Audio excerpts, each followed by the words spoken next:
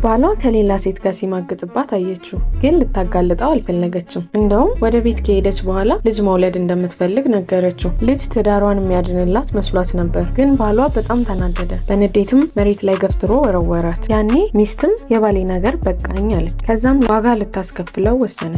ባሏ እንደገደላት አድርጋ እስር ቤት ልታስወረውረው እቅድ ማቀድ ጀመረች። ሚስቱ ከሞተች መንግስት ትልቅ የኢንሹራንስ ገንዘብ እንደሚከፍለው አስቦ ሚስቱን እንደገደለ እንዲመስል ባልየው ሳያስበው የኢንሹራንስ ፊርማ እንዲፈርም አደረገችው። ከዛም የእርጉዝ ጎረቤቷን ሽንት ወስዳ የውሸት እርጉዝ እንደሆነች ለማስመሰል የእርግዝና ምርመራ አደረገች። ከዛም ለጎረቤቷ ባሏ በጣም እንደሚደበድባት ነገረቻት። ከዛ የ5ኛ ዓመት የጋብቻ ቀናቸው ላይ ባልየው ከቤት እስኪወጣ ጠበቀችው። ከዛም ድራማዋን ጀመረች።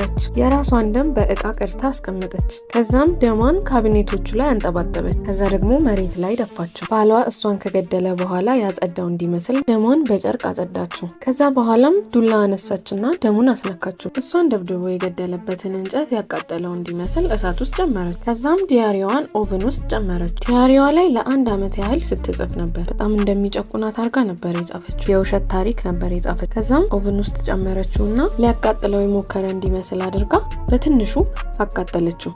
የሶፋውን ጠረጴዛ ሰበረችው። ሶፋዎቹን ገለባበጠቻቸው። ለዚህ ወንጀሏ ያዘጋጀችውን መኪና ይዛ ሀገር ለቃ ጠፋች። ከዛም ባሏ መጥቶ ቤቱን ሲያየው በጣም ደነገጠ። ቶሎ ብሎም ለፖሊስ ደወለ። ፖሊሶቹም ካቢኔቱ ላይ የደም እንጥብጣቢ አገኙ። ተወልውሎ የነበረውንም ደም በዩቪ ላይ ታዩት። ፖሊሷም መሳቢያ ውስጥ ለማስረጃ ተብሎ የተቀመጠ አንድ ወረቀት አገኘ። ሚስት ታውቃ ነበር ወረቀቱን የተወችው። እላዩ ላይም ለባሏ የጻፈችው ጽሑፍ ነበረበት። ሁሌ ለአኒቨርሰሪያቸው እንደዚህ አይነት ወረቀት እየተጻጻፉ የሚጫወቱ ጌም ስለነበረ ሁለተኛውን ማስረጃ ለማግኘት የተጠቀመችበት መንገድ መሆኑን አውቆ ባልየው ወደ ሁለተኛው ማስረጃ ሄደ። ደብዳቤውም ስለ አንድ ትንሽዬ ቤት ነበር የሚያወራው። የዛለት ማታ በድብቅ እዛች ትንሽዬ ቤት ሄደ። ከዛም 3ኛውን ደብዳቤ አገኘው። ደብዳቤውን ከማንበቡ በፊትም ፖሊሷ መጣች። ፈጠን ብሎ ደብዳቤውን ደበቀው። ከዛም እቤቱን ለማጽዳት ብቻ እንደመጣ ነገራት። ፖሊሷ እየዋሸ እንደሆነ አውቃለች። በዚህ ጊዜ ነበር ሚስት ባልየው እንደገደላት አስመስላ እንደጠፋች ያወቀው። የራሱ እህት ራሱ ሚስቱን እንደገደለ